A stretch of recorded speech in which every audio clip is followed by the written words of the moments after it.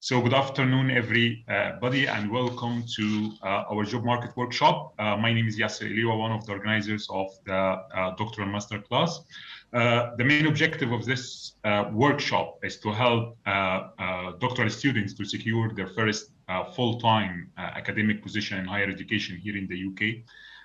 This workshop consists of two parts. The first part will be delivered by Professor Simon Wolfe and Dr. Larissa Yarovaya, who will discuss how to develop your academic CV to meet the job description criteria and get shortlisted.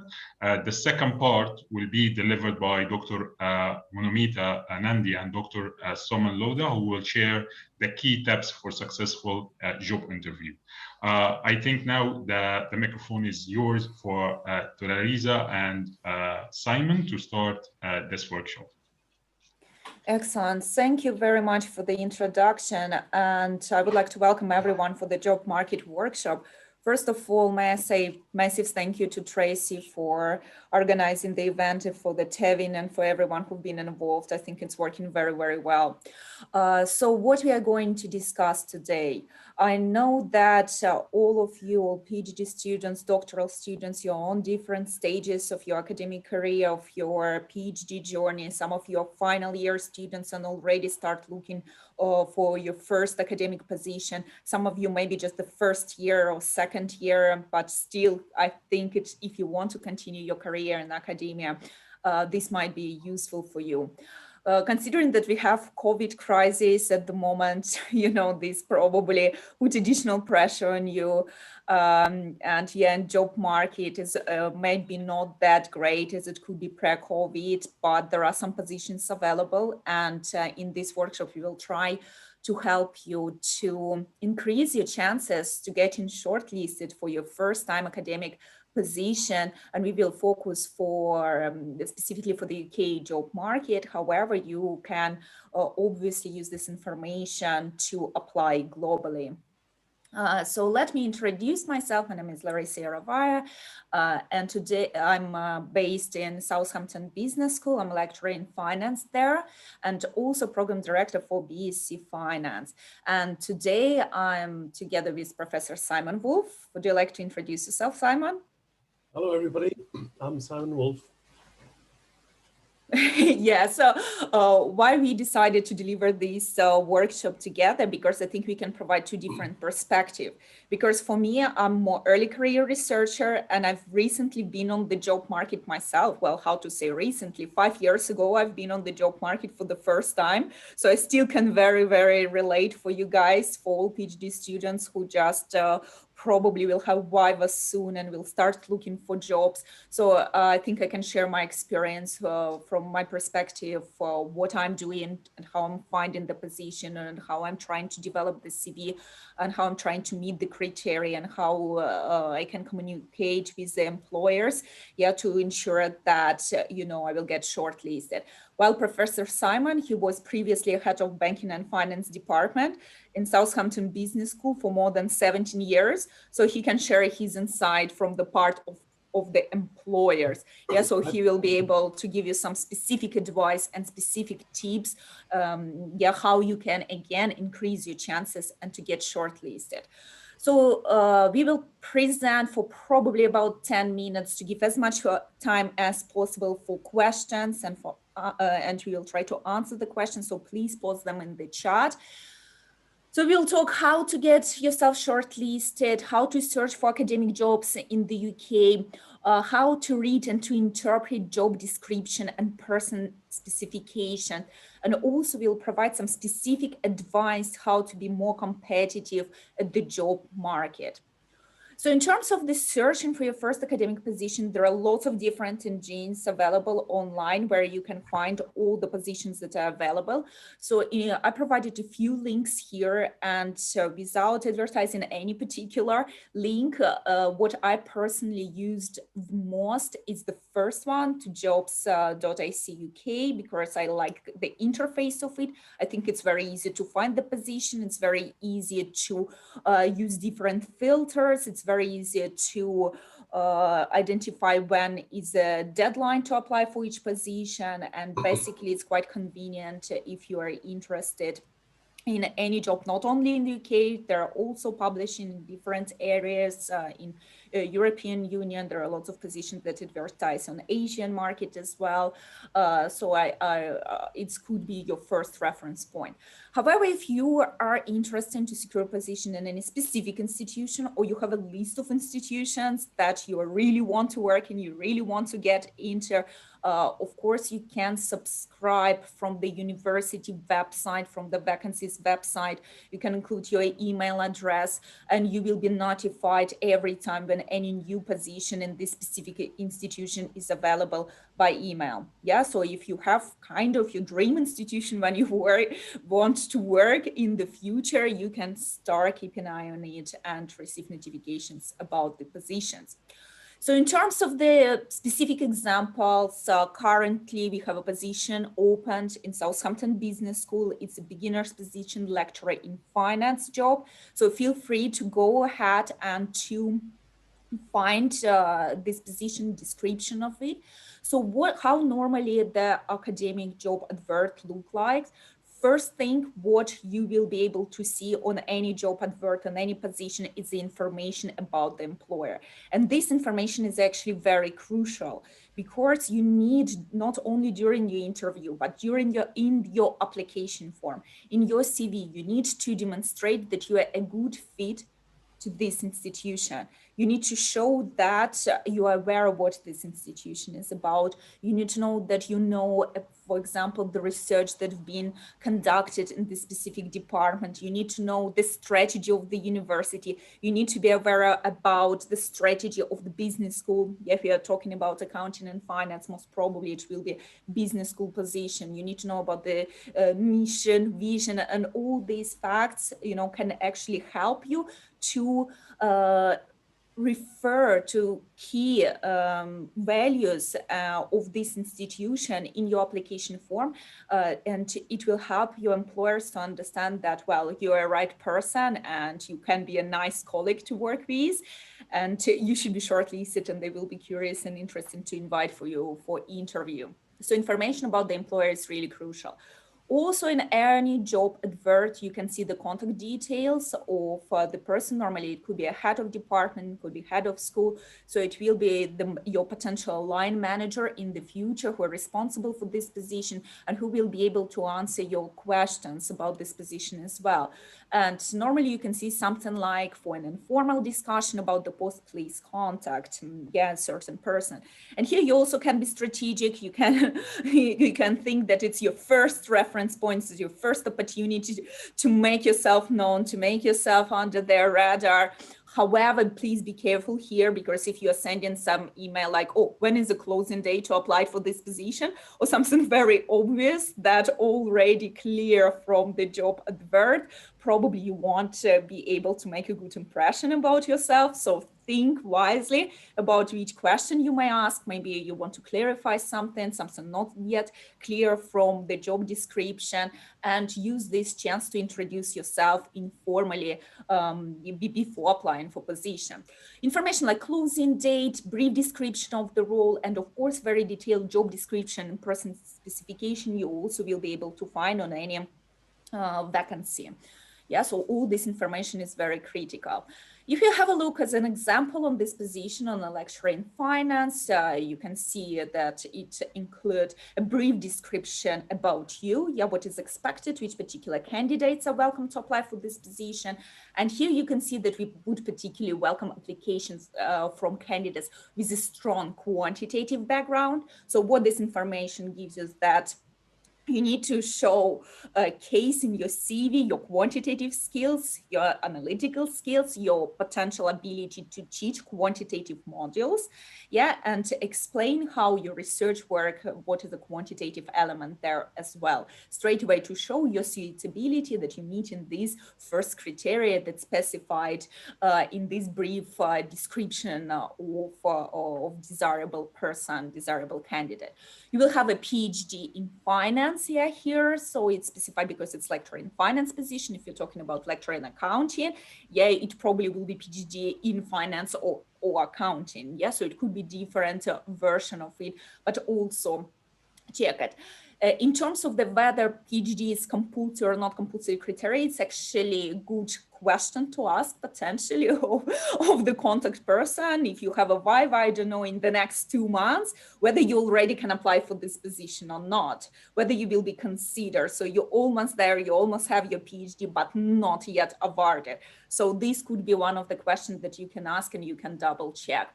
In terms of the publications here, you can clearly see here that you should have an established track record of research publication at a minimum ABS 3-star level. Therefore, which information is given that you need to have some publications already when you're applying for this position. And plus, since it's indicated minimum ABS 3-star level, you should be aware about these criteria. What is ABS list? Which journals are included in ABS list? And this is useful information for PhD students of all levels when you start planning your publication strategy or planning where you will publish your job market paper, that often in the UK institution, the minimum requirements for your job market paper will be ABS 3-star journal. And also you will also demonstrate a strong interest in innovative approaches to teaching, and will be expected to provide research support and mentoring of others. Yeah, it could be a supervision of the students, it could be mentoring of other colleagues, etc. So in terms of the job description, you can download this file. You can see that there will be key responsibilities describing what this job is about, and you need to reflect it in your CV, addressing it, how you can be suitable for this role. It also will be the information about internal and external relationship, how you can be involved in different committees, how your workload will be distributed, etc. This information can be used to prepare for interview potentially, and also to understand how the work is actually going and organized in this specific department. And different special requirements like attending academic conferences, applying for research grants, also it's worth considering. And if you have this experience, it must be showcased and reflected in your CV. In terms of essential and desirable criteria, it's very helpful information for your application form. You need to ensure that you're addressing those because it will be assessed by looking at your CV and also during the interview. Or also in terms of the specific application process in the UK, if you have a disability, for example, it's up to you. You can disclose your disability status during the applying for jobs, because the majority of UK institutions, they're supporting applications from people with disabilities. It's entirely up to you whether you want to disclose this status and whether you want to use the opportunity to be shortlisted and invited for interview if you met only essential criteria for the position. So this option is provided. So for example, I personally have disability status. So when I first applied for academic jobs, just straight after my PhD, I actually always chose the option to be shortlisted, even if I met essential criteria, because for me, it was important to build network, to practice the interview, to be invited, etc. Later on, of course, in later stage of your career, it could be less important for you, and you might want to be shortlisted only if you have very top chances to secure this position. And now I think I give the floor to Simon to give some specific advice from employer's perspective already, how you can maximize your chances to get shortlisted. Simon? Okay, thank you, Larissa. I know that the audience here are mixed in that some of you will be doing PhDs in accounting, some will be doing PhDs in finance. So the advice I have is really for everybody in terms of trying to give your best when you're applying for jobs. Just my own background, as Larissa said, I've been a head of department for over 17 years. I've interviewed, I don't know, hundreds of people for different positions. And even Larissa is somebody that I hired at an interview. So the first point I want to stress is to make sure that you include all the skills that you have. So these would be whether you can use software like Stata, MATLAB, anything like that. Can you use EndNote? What sort of skill set do you bring? do not put in skills that you actually do not have. Because if you were asked a question about something and you had to admit, well, I don't know, that would be the end of your interview and your chance. So with respect to your CV, I suggest you ask in the first instance your supervisor whether that person would be willing to review the CV that you have written to give you some advice, some steering in terms of strengthening it and making it as strong as possible. Just second bullet point I have up here is, what are we as employers looking for? And for research-led universities, research is always going to be number one. So the first thing we will want to know is, have you published? If not, what are your chances of publishing? So do you have a timeline? Okay, somebody's saying they can't really hear my voice, but I'll try and speak nearer to the camera. Is that better? Okay. So if you can do any of these things while you're a PhD student, so if you get the opportunity to teach classes, or if you're very lucky to actually give a lecture, seize those, take those on board and do them as well as you can. If you can get student evaluation, even better. You must present your work at conferences like this BAFA conference here. That's very good for your CV. If you can provide evidence of being a good citizen while you've been doing your PhD, that's excellent, because that's a signal to employers that you will continue to do the same for them. If possible, try to obtain a teaching qualification. Some students avail of in-house university training just so that they can teach classes, but other students tend to go on and try to do or become a member of the HEA, the Higher Education Authority. Some try to do what's called a PG CAP, which is a professional training for academics. You can start that whilst you're doing your PhD. And the last point I've got here is about having a research plan. Where are you going in the future? What do you plan to do? And the last one is fairly obvious.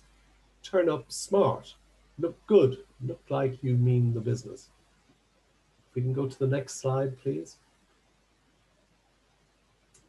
So this is just red flags. So why might you not get the job? So the first one is that there are candidates in the field who are more advanced, have more of the things I've just spoken about on their CV. Number two, quality publication pipeline. So this is about how you're trying to get published.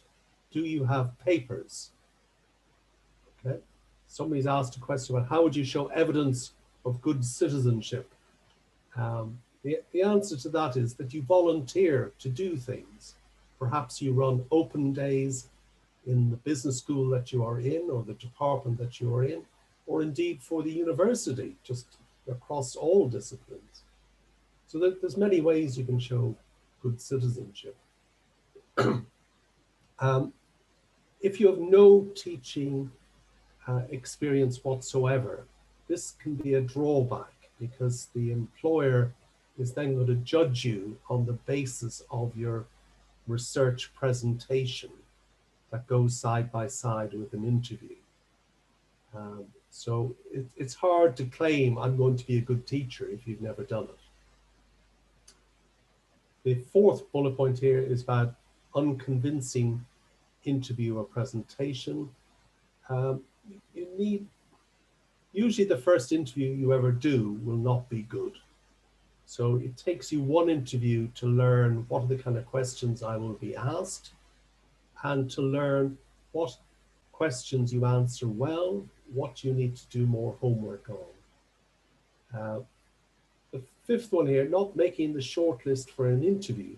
That means you put in an application form, but your experience to date is not sufficient to make you competitive and to be amongst the best candidates. And the sixth one, I will leave to you. Do not rush your application at the last minute. Okay, I think that's enough words from Larissa and I. So I think we want to open the floor to any questions that people have.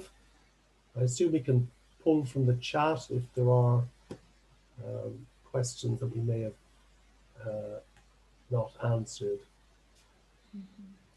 I can see that there were more comments about citizenship. Yeah, you can help your supervisors to organize different research events in the school, help with teaching.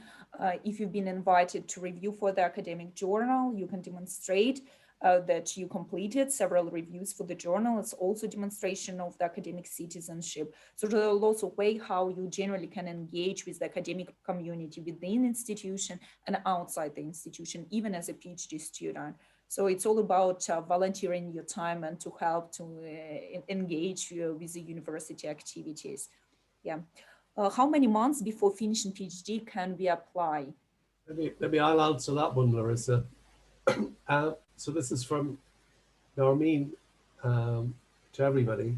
So Narmeen, the best advice here is that you should not really apply for jobs until you're at the moment of submission of your thesis. If you apply before that, you're not likely to be competitive because there will be other candidates who will have either completed or will be very close to finishing, as in they will have done their viva, maybe be working on their corrections. So how many months that is, I can't say in numbers, but it's more about the position you're in. So make sure you're almost submitting, and that would be the earliest point that I would advise you to apply.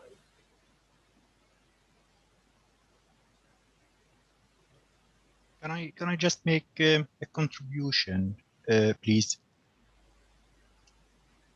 Yep. Thank you, Larissa and Simon, for the very useful advices. I would say something else. Applying for a job, you need to apply. You need to consider you are going to apply for many positions, many places, and all you need is one. So if you are applying to too many and you are not shortlisted, you are not invited for interview, then go back to your CV and cover letter and review them.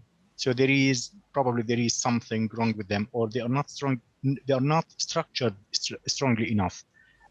Also, if for example, a university like Southampton looking for someone who published in a 3-star and you don't have a publication in a 3-star and you think this is off-putting, I would still say apply. If you are rejected, seek feedback, but then consider applying for the post-92 universities because they are more teaching focused, although they will be looking for research also, but they are not can't focus too much on research. So if you aim to go into your first academic job and you don't have a strong research to back you up to go to an old university, target the new universities. Just one point related to when to apply. As Simon said, yeah, consider applying when you have a first draft of your PhD, because if you apply before that time and you are accepted, you will be handling 2 full-time jobs together, and that's a killer. So when you have your first draft, you are in a position to start applying, and then universities will be keen because you will be a doctor and you have potentials at least to publish 1 or 2 papers from your PhD. So we know this, universities know this. So that the market is there for you. And good luck to all. Thank you. Thank you. This is great comment. And to add to this, when you're applying on several positions at the same time, I'm sure you will be, here it's critical to adjust your CV and application form. to meet the specific requirement of this institution and this specific course that you are applying to. Don't submit exactly the same CV to all the position. Do not copy paste from one application form to another application form too much without making changes and without making adjustments, because like this, you're just wasting your time, because you know, it will be quite obvious that you didn't bother to read the criteria, that you didn't bother to target your, to adjust your CV and to adjust your application form. And it will show that you don't want this job, you just want any job, which everyone understands that you want any job. You're probably on this stage in the good institution, but you need to show a potential employer that you want this specific job and you're interested in this specific position and you want to work in this specific institution. I think we have another question in chat. What should you do if you don't have teaching experience and you are at the end of your PhD journey? Simon, would you like to take this? It's a superb question, because the answer is a little bit difficult to give. One way is you try to volunteer either through your own PhD supervisor or across the department that you are in, where you volunteer to give a class on behalf of somebody just to get some experience. Or you perhaps some of the undergraduates quite often are looking for speakers to come in to give them a talk about some aspect of whether it's accounting or finance, and you volunteer to go and speak to them. So you're trying to get experience that is, if it's not direct teaching experience, it's close to it. Any other thoughts, Larissa?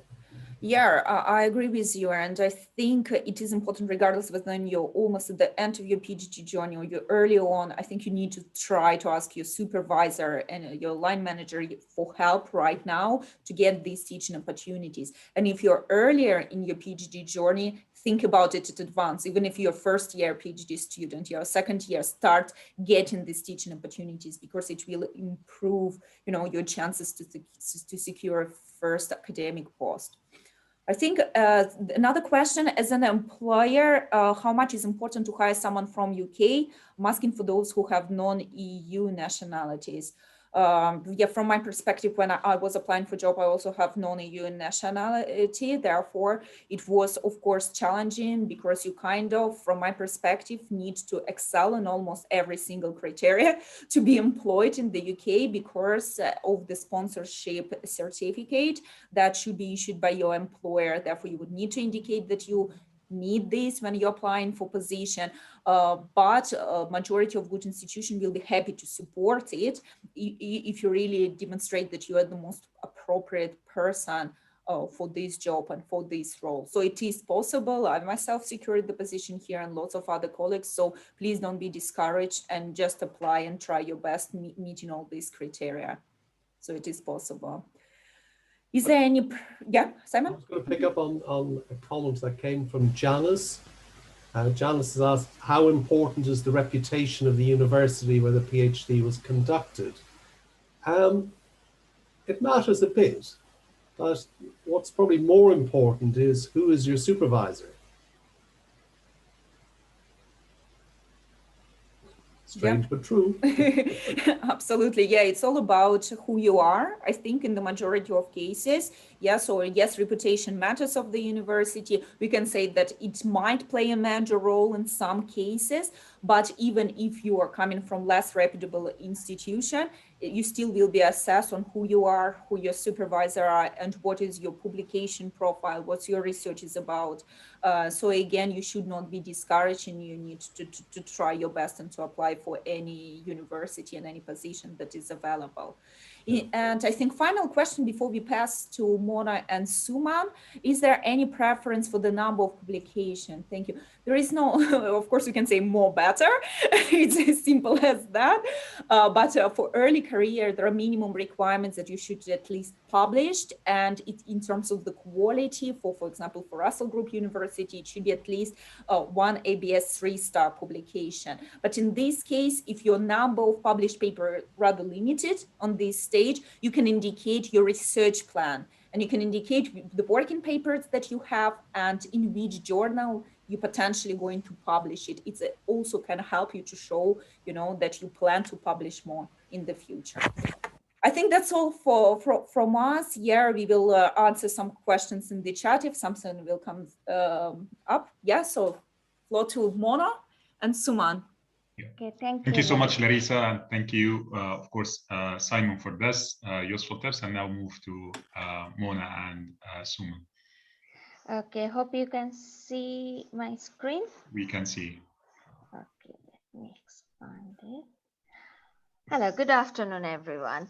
So thank you. After this exciting session by Larissa and Simon, we will start carrying on from there.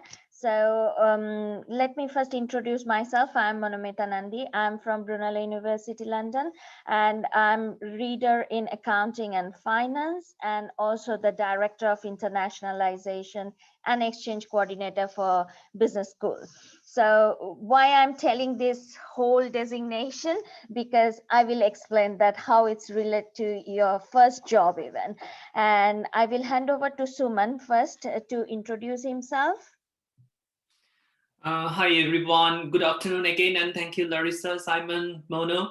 My name is Suman Lodh. I'm from Middlesex University. I'm a senior lecturer in finance and also research leader, kind of research director of accounting and finance department. I also chair the research ethics committee of 3 different departments.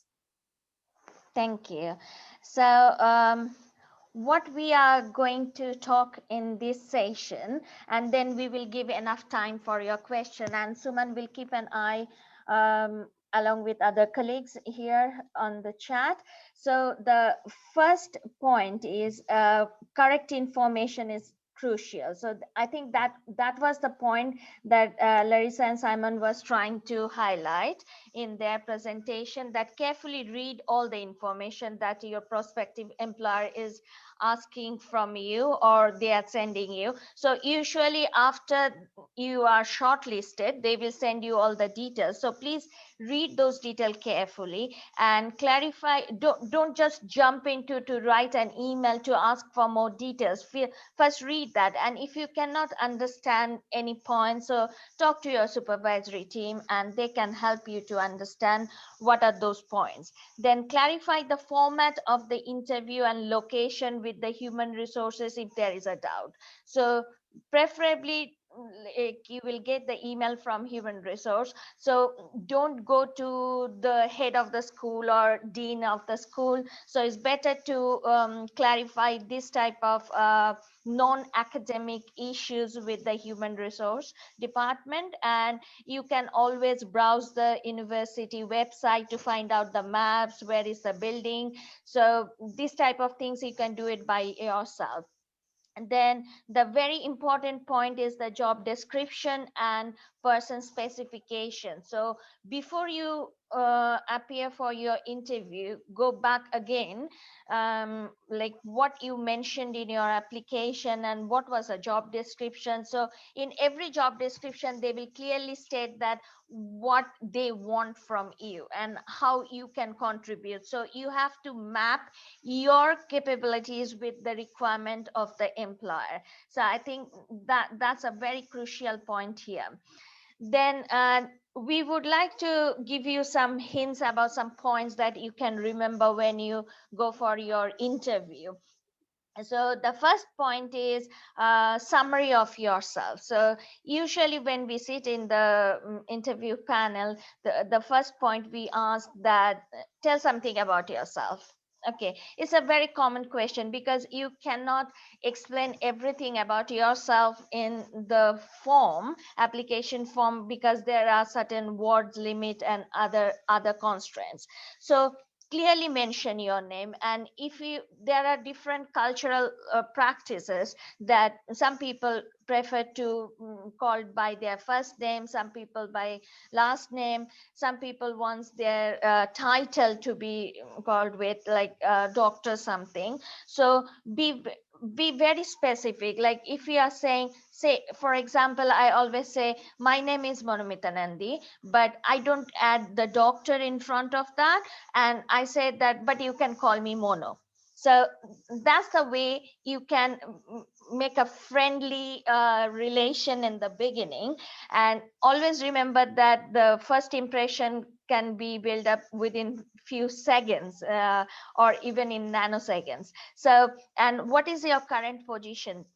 Like what you are doing? Are you finally a PhD student, or you already doing some associate position somewhere? So highlight that. And when you are talking about qualification, don't start from your board qualification. Start with your just say your highest qualification. And as Simon was mentioning, that if you have any higher education academies qualification, or any kind of professional qualification, like if you are a chartered accountant, or if you completed a CFA or something, so mention these key points. So don't make it a lengthy one, and link your skill with the suitability of the job. That's really important.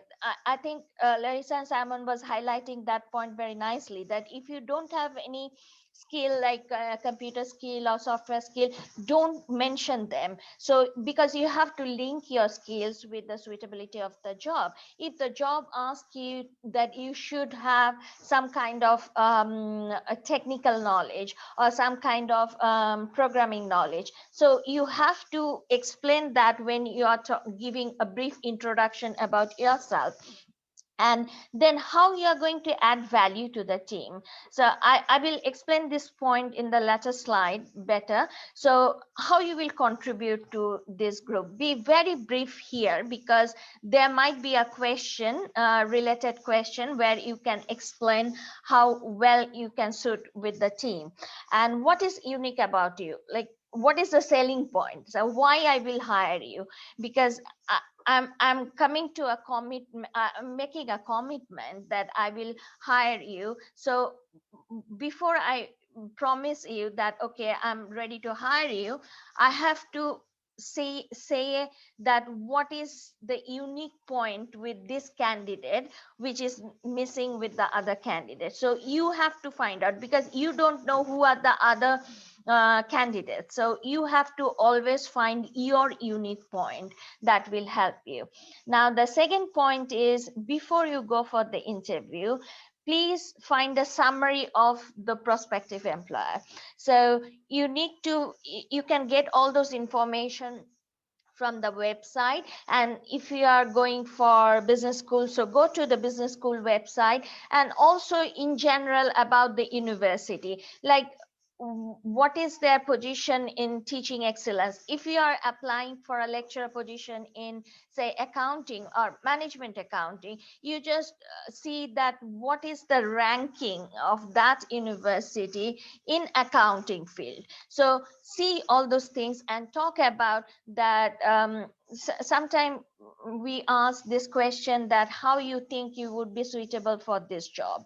So you have to then highlight those points, that you are having excellent teaching capabilities, then you are research excellent, you are doing excellent research, then your employability rate is higher because you are giving right skill to the students, and academic and professional achievements. So on the website of those universities, and sometime on the website of the particular department, you will see the picture and a small description about their main researchers, so who contributed towards the government policy making or worked with Nobel laureates. So you have to find out those information. This homework is really essential and well fit with the researchers. Like when we send out the interview call, we say that who will be in the panel. And in most cases, I have seen that, at least in our case, we send that. So go to their profile and see what are those researchers doing in terms of their publication research, and whether they are doing interdisciplinary research or not.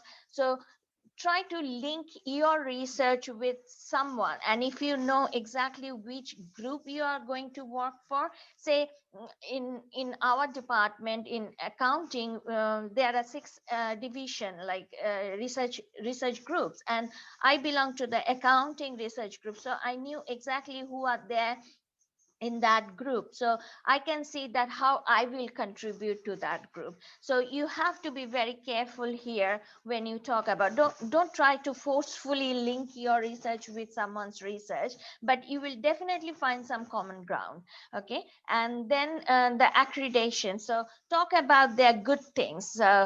Even if you think that there are something missing where you can contribute, you can tactfully say that okay, I will bring this skills with me which can be helpful to develop, do some developmental activities for the department or the group. But talk about the good things, like you are accredited by ASSCB or AMBA or whatever, and then I can help my colleagues if I'm selected to go for another accreditation or something like that, just to show that you knew about all those things. So and then the main point is show and tell method. I think there was a question, something related to that how you will give the evidence that you have done it.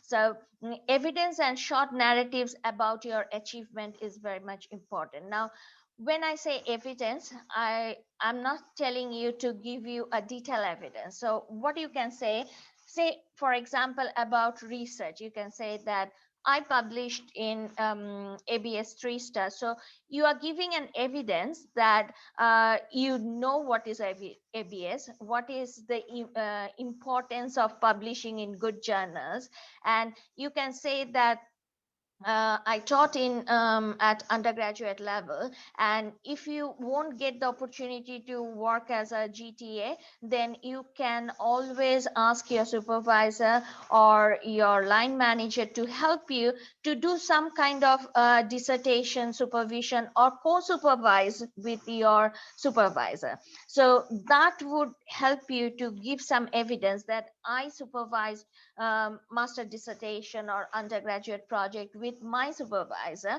and I'm pretty sure that we all are always helping our students in this way. So if there is no regularized system, and the other thing is evidence and short narratives to support your suitability for the job. Like very often there is a question that are you familiar in teaching big classes? So I would prefer not to I would prefer not to say no directly there. So what I can do it tactfully, that I went to big classes with my supervisors, and if you have done so, so then only say. If you have not done so, then keep those points in mind and try to develop yourself before you go for the interview. So you can go with your supervisor to big classes, you can take part in seminars, you can just go and sit in the seminar and to get the experience that what kind of questions are coming in small classes and in big classes, and evidence and short narrative about how you contribute for the development of the employer. So I think this point was addressed before, that you can participate in conference, you can participate in symposium, seminar, help your supervisor or the people who are involved in this type of organizing events. And these days there are loads of opportunities in this online world, like online webinars and other things. You can always collaborate with your colleagues and then work for other departments, and every university got a development center. You can talk to that development center that to get help to gain those type of experience throughout your career. And all academic jobs include some administrative responsibility, so be prepared. So that is why I was saying that being an international director, Suman, being sitting in the ethics committee, this is not something related to what we publish, what we teach. So these are the administrative work. Okay, so you can give evidence, like if you helped your supervisor in doing some kind of marking, so then and or putting the marks in the on some kind of online system. So these are the administrative work you are helping your supervisor or your department. Or if you act as a class representative, so always sitting in the different board meetings, so these type of things are your administrative efficiency. So you can, or you represented the early career researcher at your university or at your department, so these are actually counted very well. Or you organize some kind of voluntary event related to social work and collecting donation and other things. These can also be part of, like, how well you can work in team, how well you can work with, how collegial you are, and how efficient you are in taking the leadership. Okay. Or if you have done something like running a seminar by yourself, so please mention all those things. So these are the evidence. Now in these days, we are not sure when we will be able to have face-to-face interview. And some of you, most of you might be from different countries, and once you finish your PhD you might go back, so it might not be possible for face-to-face interview. So there is a good opportunity to go for online or telephonic interviews. So some very common mistakes that we can see that the candidates are doing, like, be very confident from the beginning. So don't like say I'm very scared of this interview. That doesn't give a very good impression. At least personally, if I talk about my perception about how I will respond to that question, is that if you are so scared, then if there is something happening in your class, how you would be able to deal with that. So be confident from the beginning. Listen to the end of the question before you respond. Some people say, oh, okay, I can understand what is your question. Even if you know the answer, wait until the person who is asking the question finish that question. Because in the interview panel there will be people from HR, people from your subject area, the research head, teaching head, so, and some people from other department who are not in the business school. So this is a pool of people coming with different backgrounds, so, and their questioning style would be very different, so you have to understand that. And use a quiet environment. If you are going with telephonic or online, please sit in a quiet environment. Don't go to a cafe to do your interview. This is a very common point. I know that there are certain problems with internet connection and other things. Please fix that before your interview. And check the internet connection, or if it is a telephonic interview, go for a landline. Don't go for mobile. So mobile can be disconnected anytime. And don't try to go with WhatsApp, Facebook, this type of social networking site for your interview, because that doesn't work very well. And during online interview, look at camera to maintain eye contact. This is another important thing. Very often we don't look at the camera, and we look here and there. It seems like you are not getting well connected with the interview panel, and never give an impression that you are looking into your notes. So if you look here and there, I might think, oh, okay, he or she is looking into her notes to answer my question, so she is not prepared for the interview. And try to keep professional background. Don't put like windy beach or a cafeteria as a background. You can just keep a simple background, plain background. Or if you have some problem with your wall, or you are sitting in your kitchen, that is the quiet place in your house, then put a kind of what is that called, a cloth or anything, just to look it sober and never get into any argument. So even if you won't like the question, so try to answer it strategically and never get into any argument that why you ask this question, this is not something related to my topic. So you cannot judge what they will ask. They can ask anything and you need the job. So I'm not saying that you shouldn't argue if someone is saying no, this finding of your paper is not right. Yes, you have every right to say no, you are not getting my point properly, let me explain you again. So be very polite and try not to get into any bad argument, because that's not giving a good impression. And if you are asked to do a presentation, practice many times, as many times as possible. You can do it with your supervisors. You can ask your first and second supervisors, or even RDA or any other colleague, or your friends, and definitely do it in front of a mirror so that you are talking to someone. And presenting your research paper, be very brief and highlight the contribution. So by doing this research, what you are trying to find in many presentation, I saw that people are not able to find a good summary of their presentation, that what they are actually trying to contribute to. So be very specific about that. And presenting a topic, do not choose a very technical content, even if that is not required for this job. So if someone asks you to talk about something related to a module, because mostly in this presentation they try to see that we all try to see that how well you can teach in a class. And if it is related to your research, then yes, definitely you can go with any complex topic if you think that is suitable. Keep it simple and avoid any kind of jargons, and explain the technical terms. If you are using some technical terms which you think people might not know, explain them.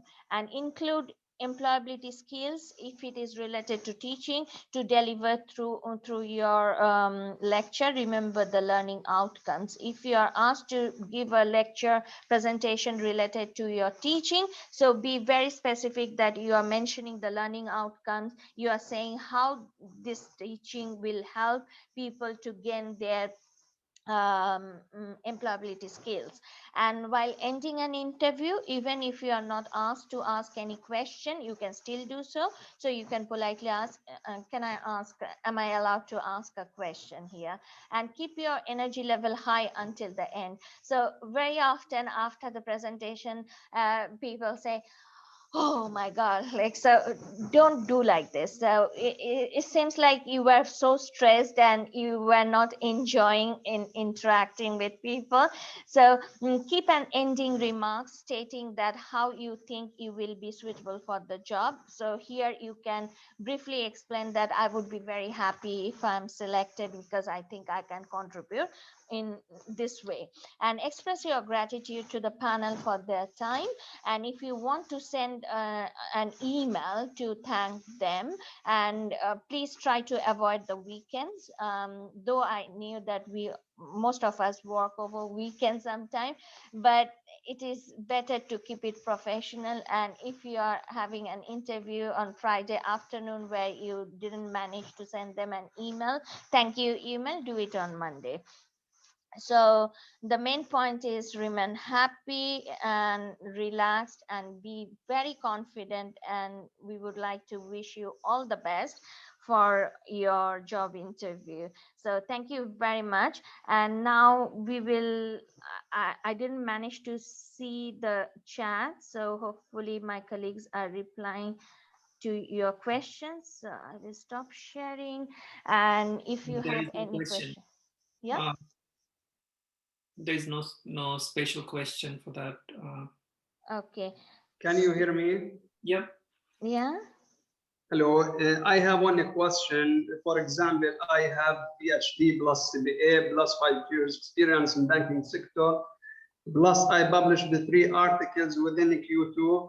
So which is the best for me, academic sector or professional sector, based on the salary?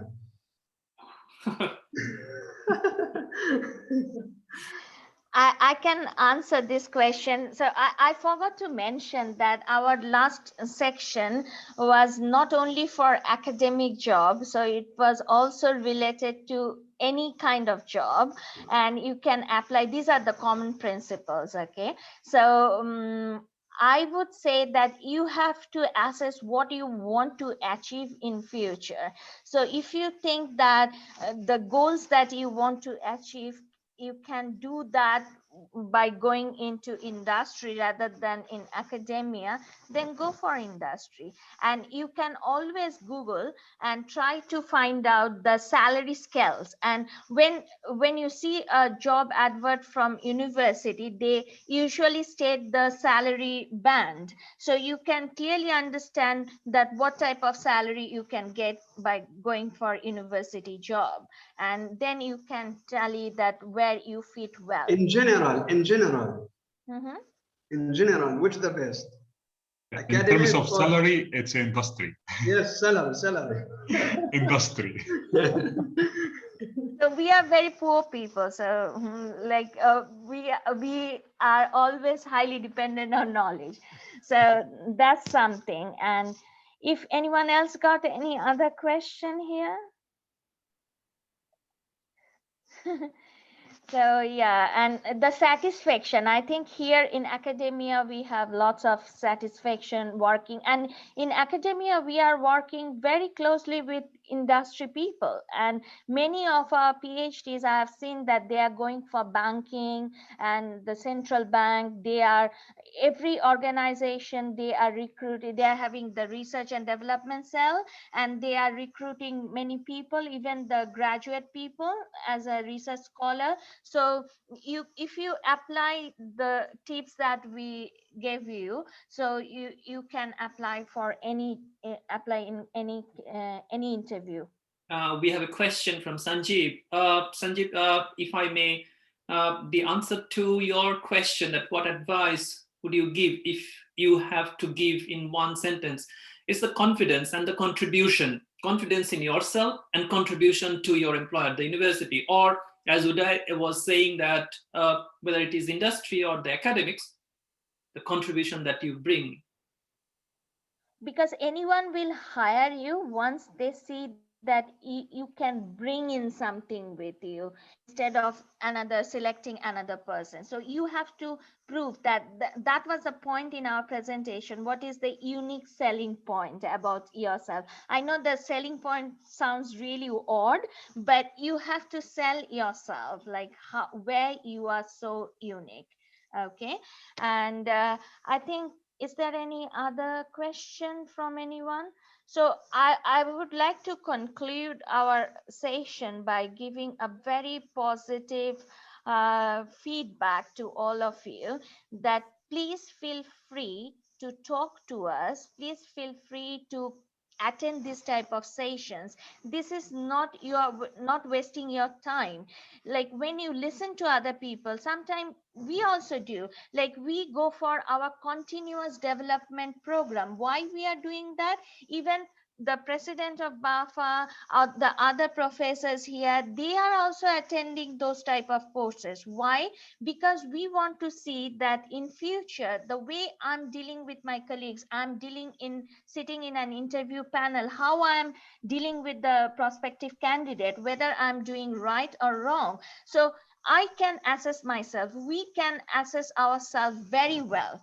So you don't need to listen to another person that you are good, you are bad. You can assess yourself. So to yeah, you can also even meet in the cafeteria to discuss. And it's not important just to talk to your supervisor. You might be listening to your supervisor from the first day of your journey. So go and talk to other people, even in other research group, like in marketing, human resource. I always found talking with human resource people and people from psychology and sociology background when I go for any interview, because they can highlight the same issue from a different angle. So it's really important that you talk to people. Don't stay within yourself like, oh, I'm not good in that point. You might find a solution. So let's work together, and we want to see, the employers want to see successful candidate, good candidates, and you all are good in your own area. There is no good and bad in academia. So you all are doing excellent work. So let's work together to help each other and to build a good network among us. So this is a really good participation, like 60 people are attending during Friday's lunchtime. That's a really good number. So you can help other friends and colleagues of yours to build up this network.